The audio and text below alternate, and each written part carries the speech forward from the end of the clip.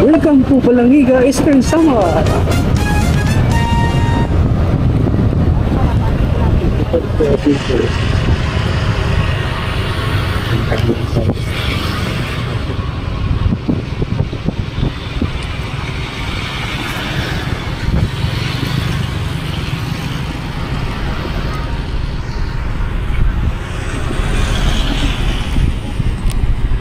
Congresswoman Maria C. Abunda.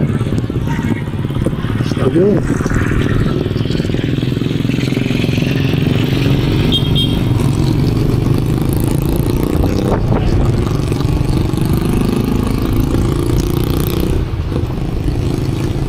Ito yung Balangiga Church. So yan yung bell na kinuha noon ng mga Amerikano pero ibinalik din kalaunan. Kalimutan ko lang kung anong year.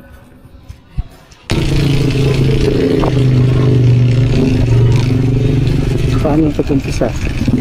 Bawal ba right turn? Sige, baka pwede naman.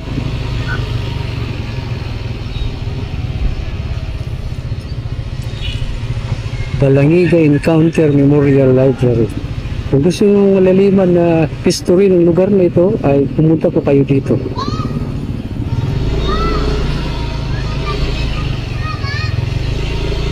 So, sa harap lang ng simbahan, ay dito rin matagpuan ang munisipyo.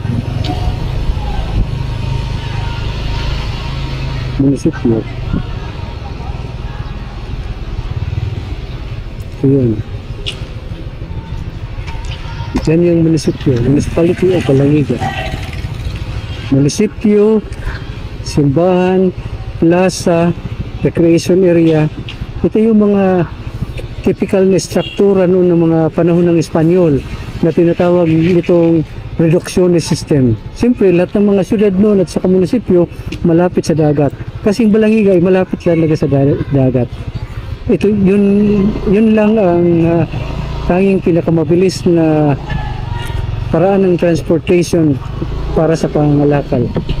Wala pa namang kalsada noon eh. Siyempre, may dagat. Okay, ikutin po natin ang lugar nito. So, good day mga katambay. Para po sa inyo ito.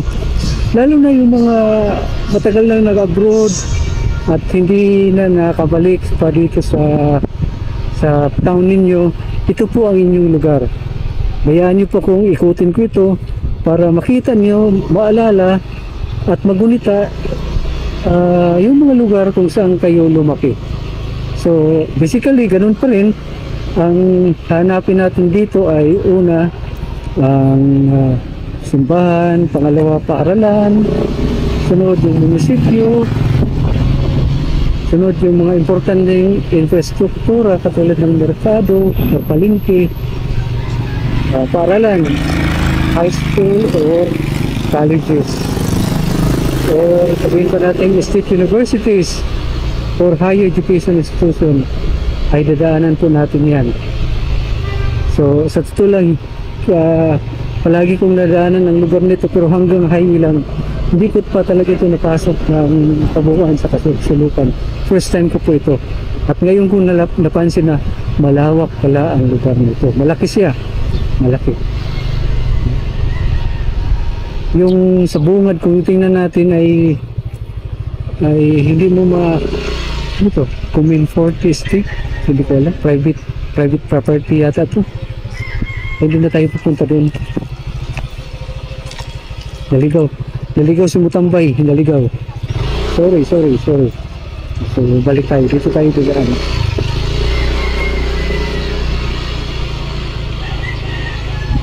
So, kabilaan, meron doon yung seaside. Meron din dito sa mountainside. Ito ngayon dinabagtas natin na mountainside ng Balangiga Eastern Samar. Eastern Samar pala ito, hindi ko na napansin. Malayo na pala yung napuntahan ko. Malayo na pala yung naabot ko. Natin pala. Malayo na ang naabot natin. Kaya kung ako sa inyo, pwede lang kayong mag-escape, Kasi iikutin natin ang lugar nito. Hindi ko alam kung anong mga street, basta iikutin natin. Ngayon, kung mapansin ninyo, bakit kulang o walang tao? Maliban ito kapag kasi ngayon po ay New Year, January 1, 2024, exactly 12:15 na ng tanghaling tapat. Posible natutulog pang iba dahil puyat. Posible naman yung iba nagpapahinga.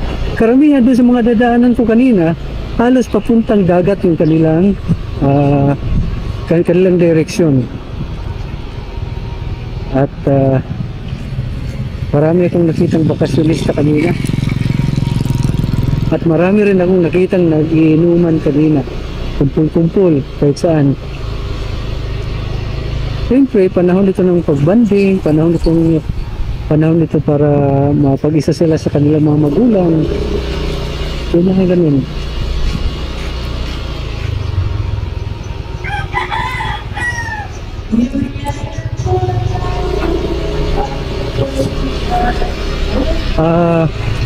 Sa ngayon, wala po kung external microphone. Ano lang to? Yung built-in microphone lang meron ng aking camera. Yan lang pong aking ginagamit. At wala po kong background o music background nilalagay dito kung sakaling ito yung aking upload. Bakit? Para marinig ninyo kung ano yung mga nasa paligid at marinig nyo rin kung ano yung aking sinasabi. Pangalawa, hindi po sa ngayon hindi pa ako gumagamit ng mapa. Hindi ko kailangan ng mapa kasi nga gusto kong magkaroon ng interaction sa tao. Magtatanong talaga ako sa kanila. At habang hinahanap ko ang isang lugar, habang ako yung nagtatanong, nakakaroon din ako ng chance na para maikot ang kabayanan ito.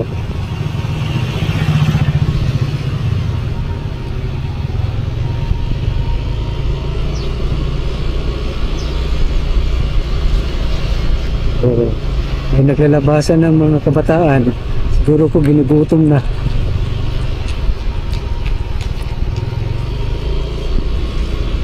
Aming aso.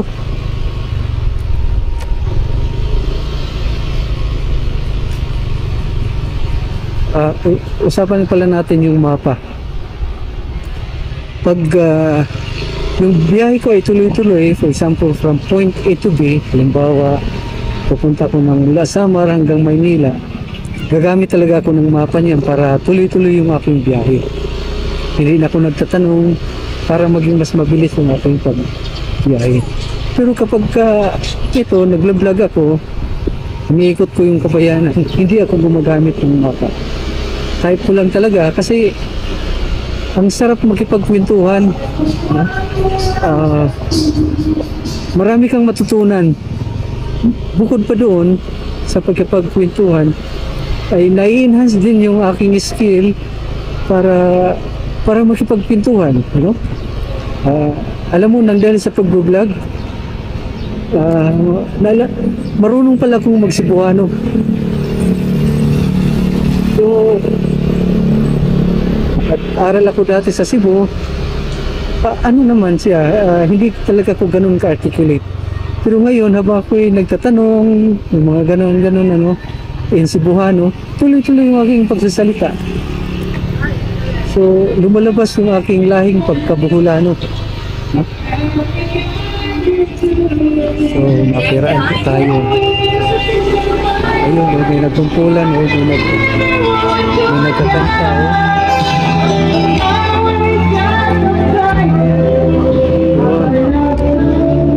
Copyright tayo nito. So, i-mute ko lang yung yung part na yun, i-mute ko lang siguro. Ay, dead end na.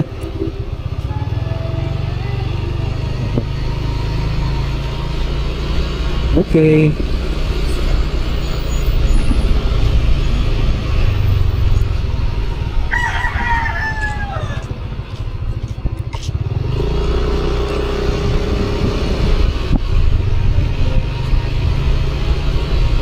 Hanap sana ako ng tindahan para bibili ng pangtakip nitong aking mga labahan sa likod. Medyo tuyo na siya eh.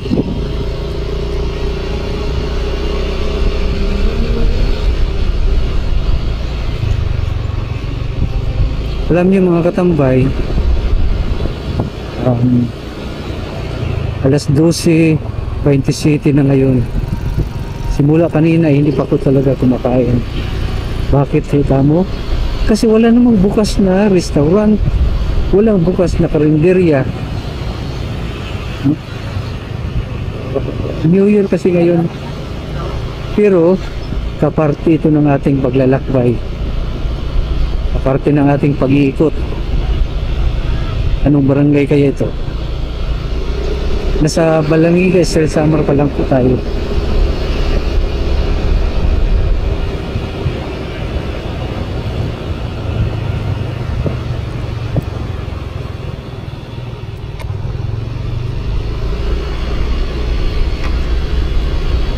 Ay, naku, nakalimutan kong tanggalin yung aking mask habang nagsasalita. Dapat tinanggal ko yun. Dead end na dito. Oh, ang daming ano eh. Daming bata. Oh, mag-disco na sila.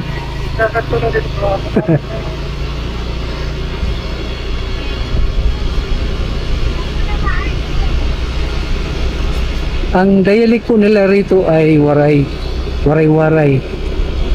Pero iba yung kanilang intonation, iba rin yung kanilang paggamit ng mga salita, pero halos magka-ano lang sa amin, magkaparehas din lang naman. Ako po ay taga Calbayog City. Malapit lang po ito sa from here to Calbayog, that's 300 kilometers mahigit lang.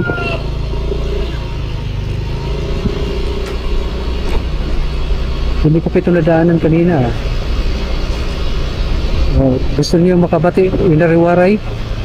Hindi nga lugar, waray ko pa ini magihi kanina. Pero pamati ko, tipakadto ada, maggawas na. Ikadto ng sagiwan. Okay. Pagawas na ini. Ayun, adi, may abri ito. Nakatsamba. Alright. Kakain to tayo rito. Okay nila.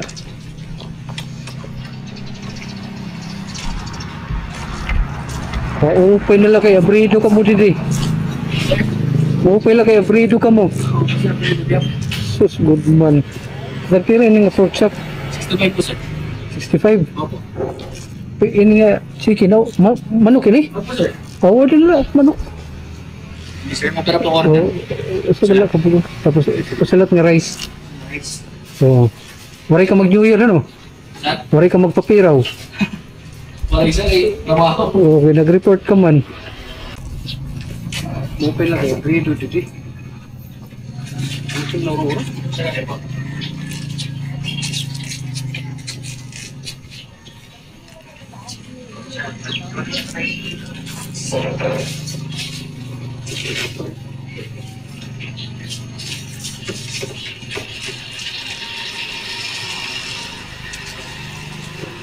Bredo pa. What? Only 30 minutes left?